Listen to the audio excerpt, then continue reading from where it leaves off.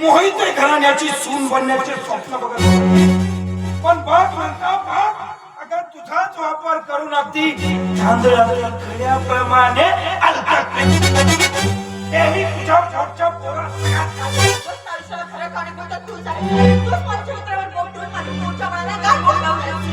नंदा याला जेवढं मी कारणीभूत आहे ना तेवढीच कारणीभूत तू सुद्धा आहे. कारण त्या दिवशी तुला त्या मंथलीला वाचवायचं होतं आणि मला एकाच दगडामध्ये दोन पाखरांची शिकार करायची होती. अगं मग ऐकली झालेली संधी मी कशी सोडणार? अरे पण माझ्या आयुष्याचा नाश करून काय मिळणार आहे तुला? तुझं हे मादक शरीर तू मला देण्यापासून नकार दिला, माझा अपमान केला, याचा हा पातला. माझ्या आयुष्याचा नाश करून परमेश्वर तुला तरी सुखाने देणार आहे? नंदा असा विचार करण्याची वेळ माझ्यावर नाही तर ती वेळ आहे तुझ्यावर. अगं या समाजातील लोकांना कळलं की तू पैसे घेऊन मोठ्या प्रेमाने सेवा करतो, शरीर तर नंदा या समाजातील वासनेच्या लाडक्याची तुझ्या दारापाशी लाईन लागेल नंदा. ते सगळे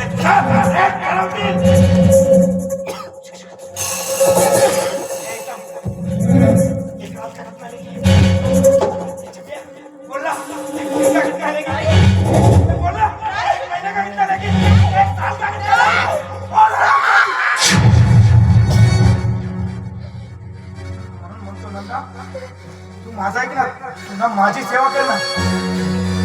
महिन्या 2 महिन्यासाठी नाही तर आयुष्यभरासाठी मी तुझा सांभाळ करायला तयार आहे.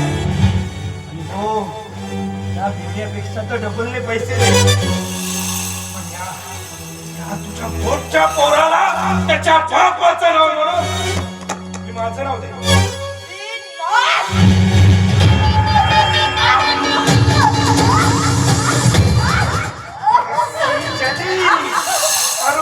नहीं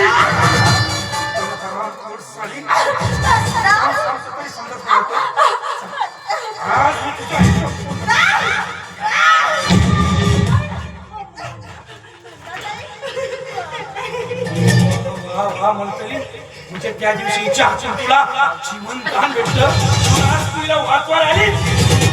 तरी आता ते शक्य नाही.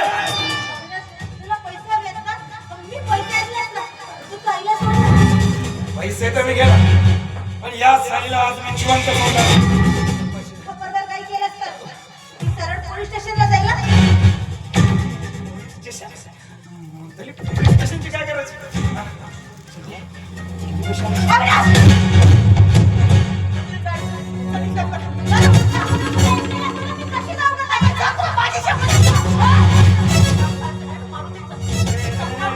नंदा तू चाकू आहे खाली ठेव.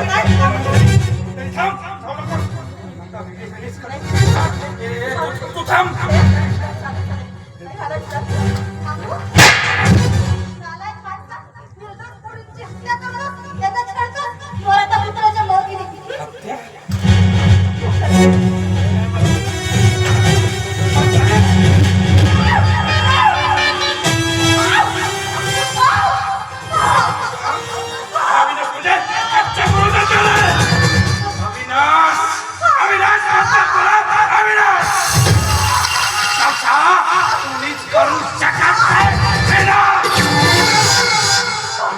वंशाचा विनाश करायला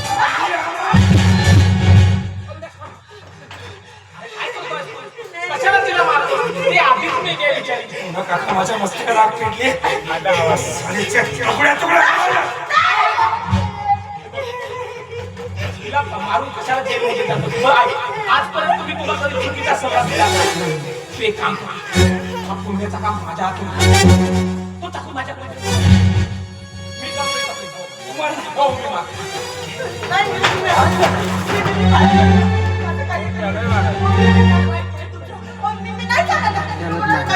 हे गुन्हा काका अरे काय ऐकू नका सांगितलं या महाराजा निघाली होती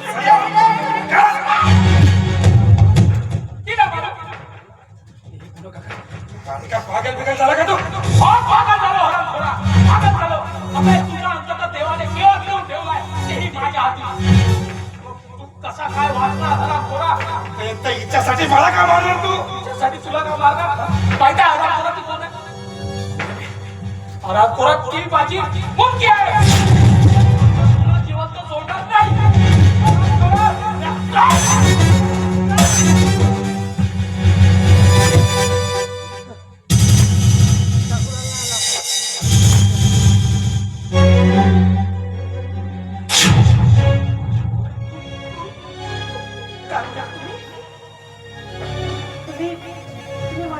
माझे बाबा मी तुला पापी बाप आहे हे सांगताना सुद्धा मला लाज वाटते पुढे एक सत्य मीच तुझा बाप पण हे कसे काय शक्य आहे कारण मी लग्नाची मोठी माझ्या मामाच्या तळहातावर झाली माझ्या बाबाने सांगितलं की माझ्या आई वडील या जगात नाही म्हणून मग कसं शक्य आहे हे मी विचारते कसं शक्य आहे पुरी माझ्या दारूच्या व्यसनापायी आणि पैशाच्या लालसेपोटी तुला समज येण्याआधीच तिच्या सरपंचावर तुला विकलं पुरी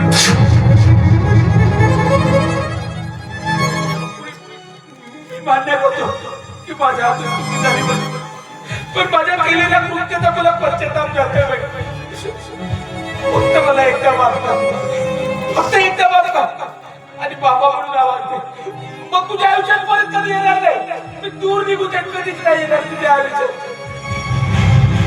तुम्हाला माफ करू मग काय होईल तुम्हाला माफ करू बोला ना काय होणार तुम्हाला माफ करू माझं गेलं आयुष्य परत येणार आहे नाही ना माझ्या माथ्याचा कलंक लागला गेला तो पुस्तक आहे नाही ना अरे मग काय होणार तुम्हाला माफ करू या जगात माझा एक मुद्दा आहे म्हणजे माझा मामा होता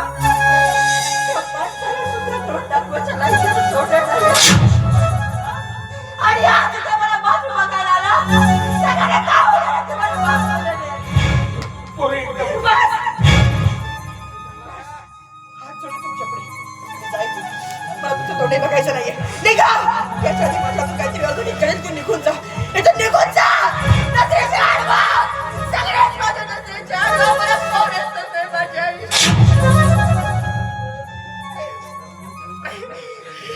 बरोबर बोललीस पुरी बरोबर बोललीस मी तुझ्या बाप म्हणण्याच्या लायकीचं नाही ग पुरी मी तुझ्या बाप म्हणण्याच्या लायकीचं अगं याच्या खाली कोणता असा बाप असेल की आपल्या सख्या पोरीच्या आयुष्यात तेवढे दुःख पेरते तर बाप मी केला एवढंच नाही पोरी तर तुला आयुष्यातून उठवण्याचा मी प्रयत्न केला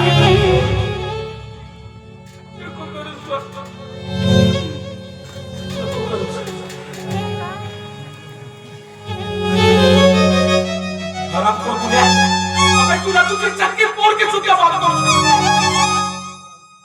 तुझ्या चुकून तरी काय उपयोग नाही तुला जगण्याचा काय अधिकार मी समजून स्वतःला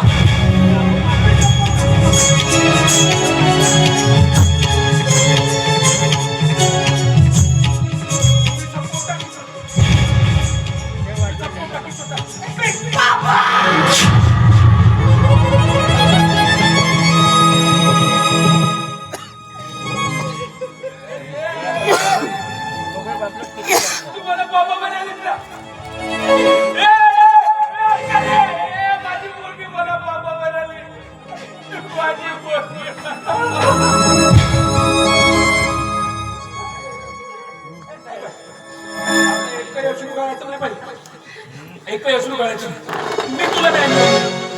आणि यात आपल्याला मदत करायची तो एकनाथ कुठे आहे मला माहिती. तो सांगून मी आलो तुझ्यामध्ये.